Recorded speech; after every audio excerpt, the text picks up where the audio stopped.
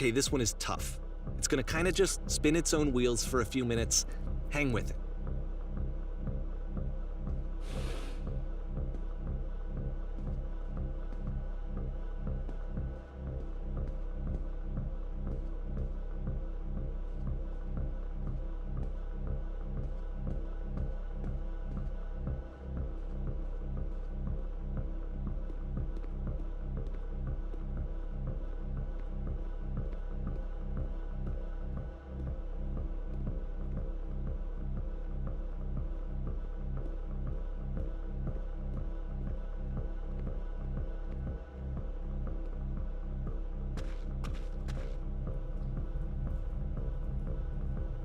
See, like, this is it, the whole game, and there's nothing that's particularly interesting about it. You just walk to the end of a hallway.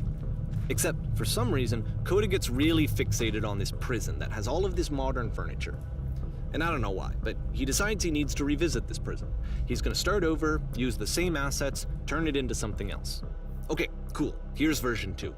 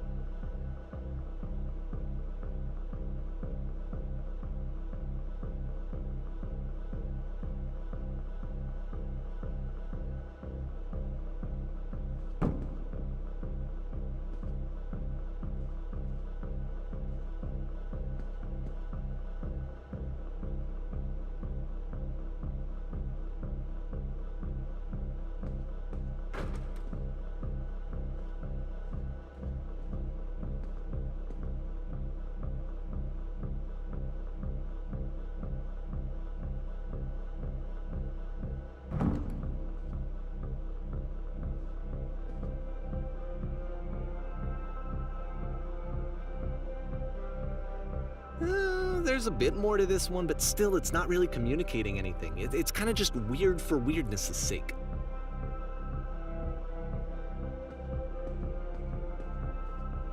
So okay, he throws it out and starts over. This time he comes at the prison idea from a different direction.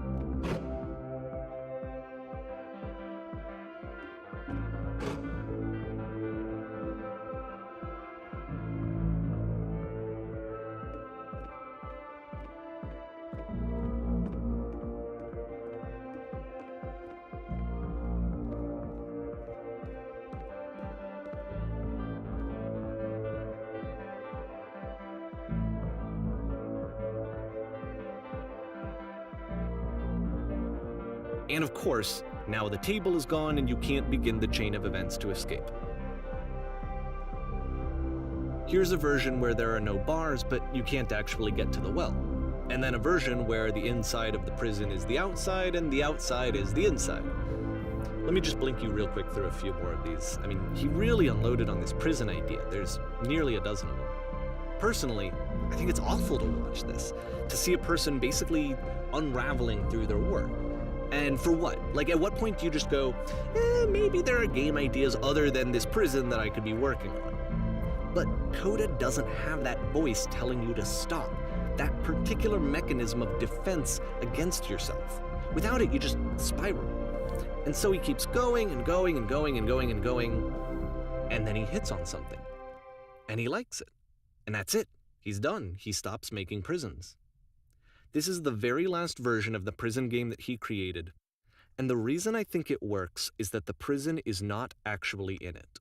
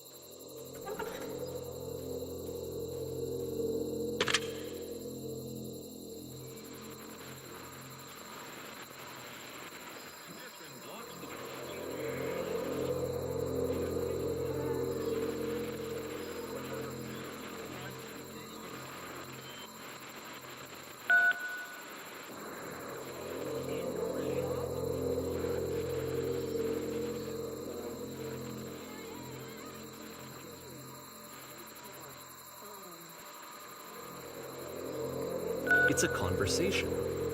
And so this is what Coda wants, is to be able to talk to someone, to share what's on his mind, and to get some good advice from someone who knows. But the irony is that even in this scenario, you're still talking to yourself. You know, all of these games so far are Coda talking to himself.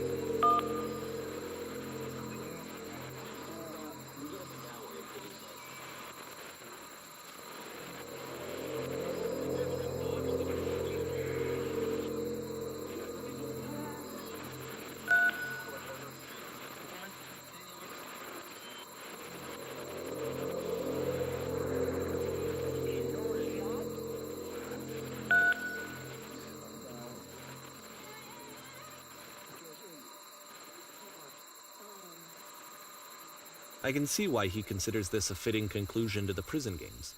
After all of the obsession and frustration, just to be told by someone you can trust that things are going to be okay. Wouldn't that be nice?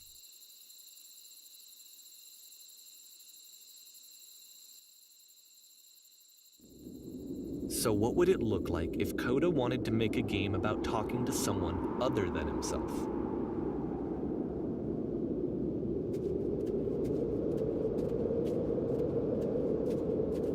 To me, this environment is meant to represent Coda's puzzle, with the two doors on either side and a dark transitional space between.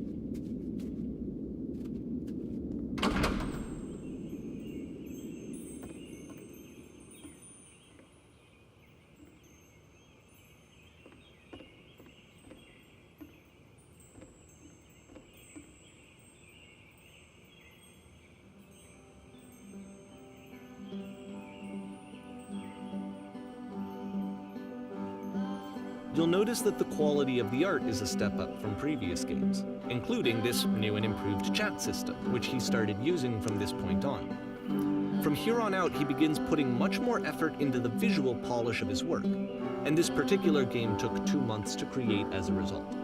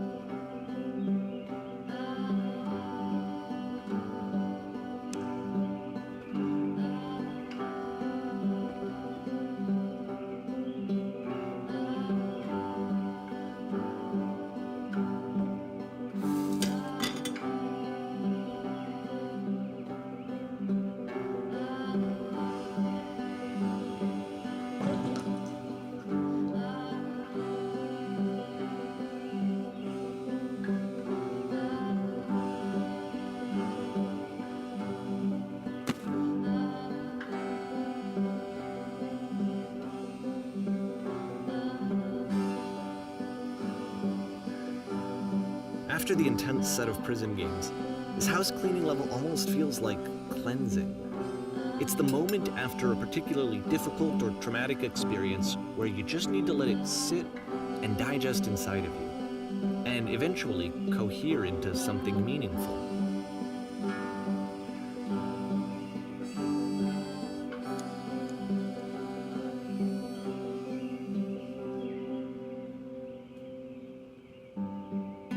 I know that Coda really liked this game. Of all of his work, actually, this was the only one that he called me up to ask me to come over and look at it. This was during a period of a few months where he was like grossly happy all the time, just walked around with a constant smile on his face.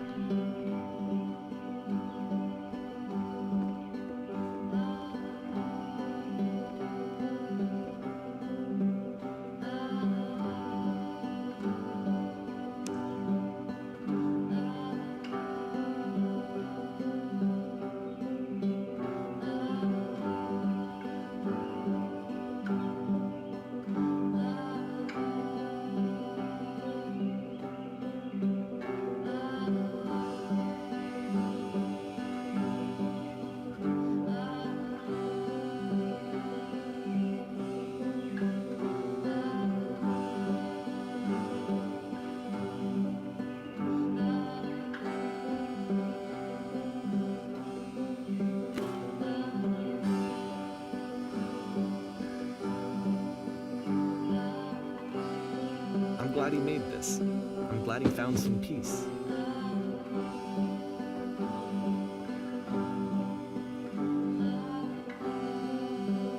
But, of course, it can't last. The music stops, your companion is gone, it's time to leave. The door at the top of the hill is now open as well. Again, you can't stay in the dark space for too long. You just can't. You have to keep moving. It's how you stay alive.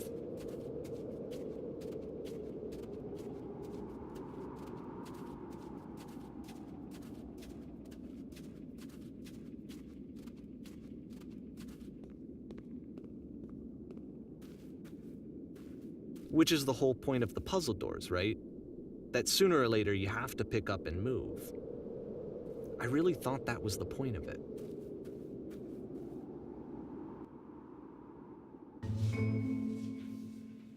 This one gets a bit goofy.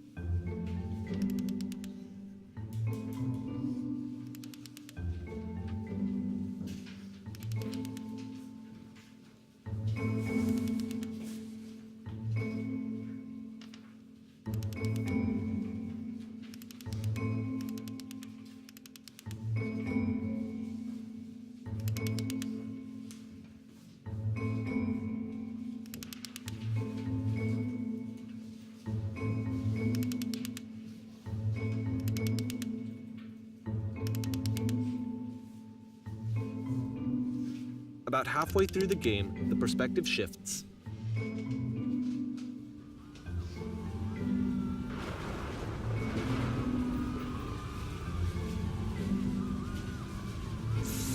And you play as the teacher. And suddenly, you discover that your teacher is just as bigoted and afraid as you are. Oh, and also you can move around the classroom now.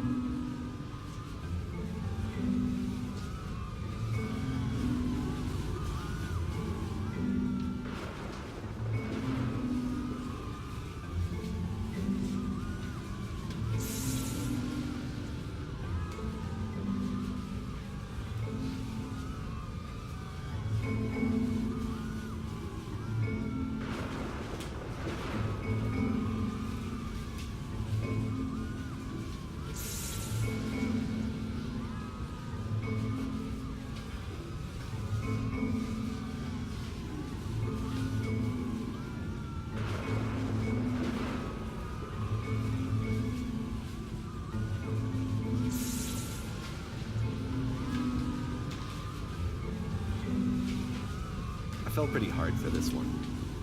I feel like it's one of the most relatable experiences that you can have. To assume that some other person is perfect and totally fulfilled in every way, and completely miss all of the little flaws that make them painfully human. I think about this game a lot these days.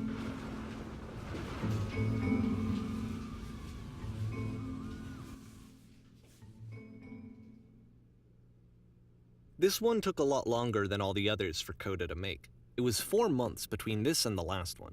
That's twice as long as it took him to make any other game before this, and it's not like it's particularly complex, so I remember I found that a little strange at the time.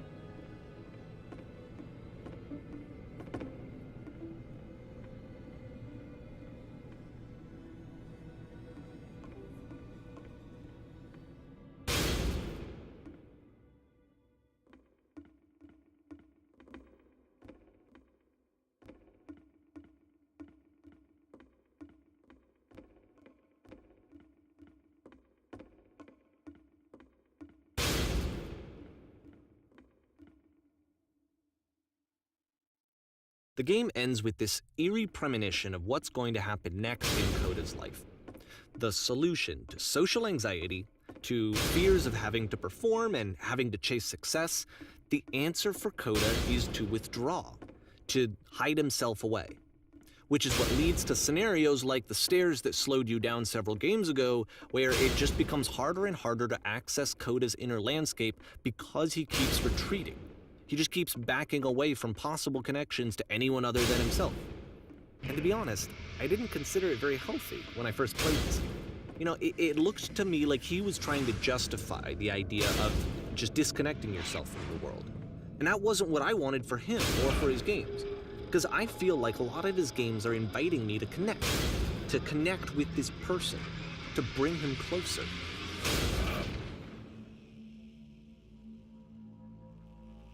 But what can you do?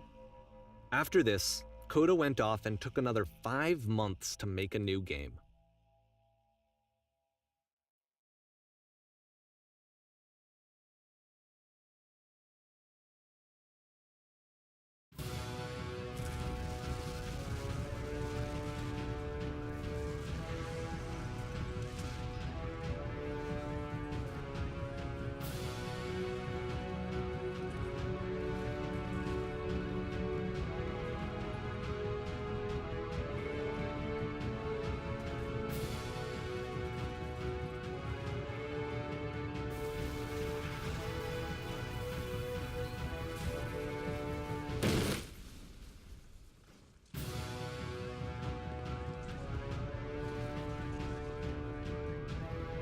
You should probably open your eyes if you haven't already. It's pretty much impossible to solve otherwise.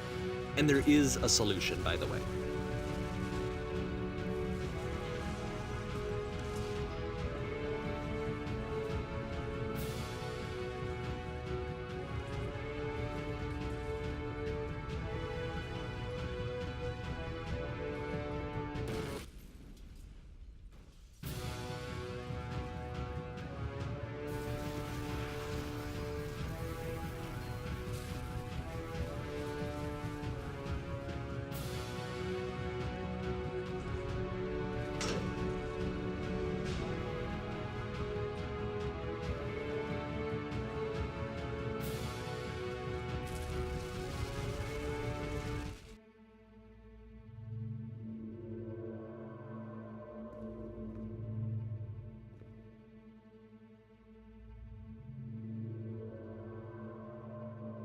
Like I said, I was getting concerned. First off, he's never been this explicit in his work about exactly what he's thinking. So where's that coming from? But then even weirder, his work has potentially stopped being an outlet for him. Not like he's having trouble iterating on ideas, but he literally just can't think of new ideas anymore. And in person, he was being a lot more distant than usual. Like, you know how sometimes a person will just deflect anything that you say in order to keep themselves disconnected all the time? It was that kind of thing. Here was the point in my relationship with Coda where I really started to wonder if he needed my help in some way.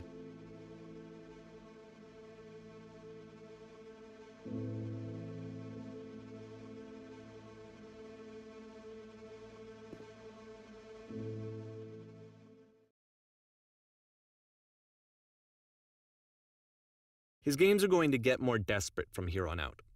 After this game, it's almost 6 months before he finishes something new.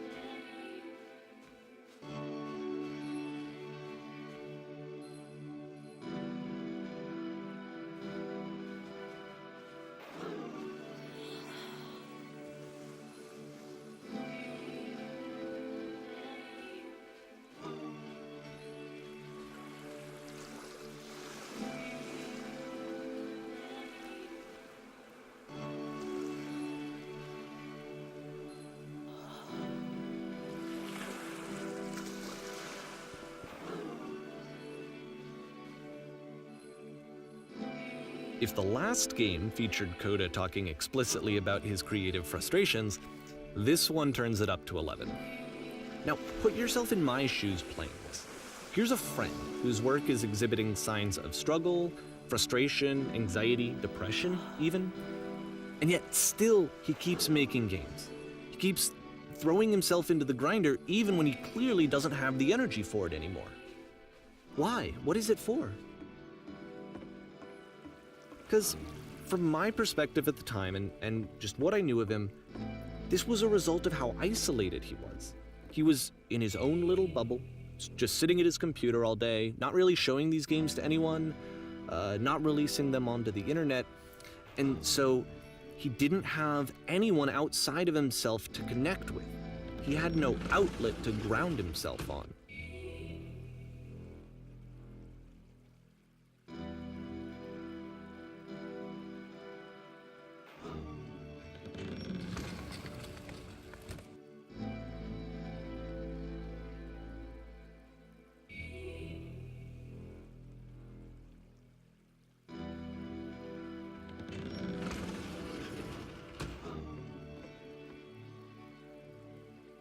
You can't talk yourself out of loneliness. It doesn't work that way. You can't be the one writing both the questions and the answers. Then there's no movement. Then there's no circulation.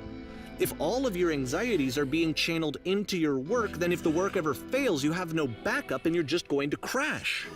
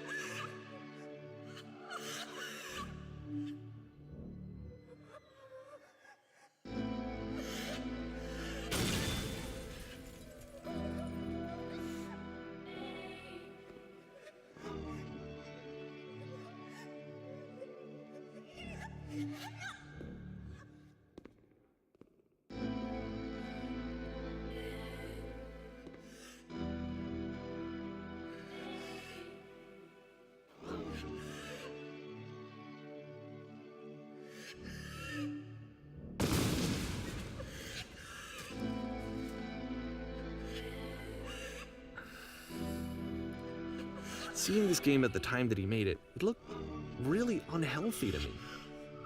I was watching him do this to himself, and I hated it. I hated seeing him so trapped. It's like, video games are not worth this amount of suffering. This is someone I really cared about, and I used to get so much joy out of seeing him create. For him to suddenly become angry and frustrated like this, it was the worst thing for me.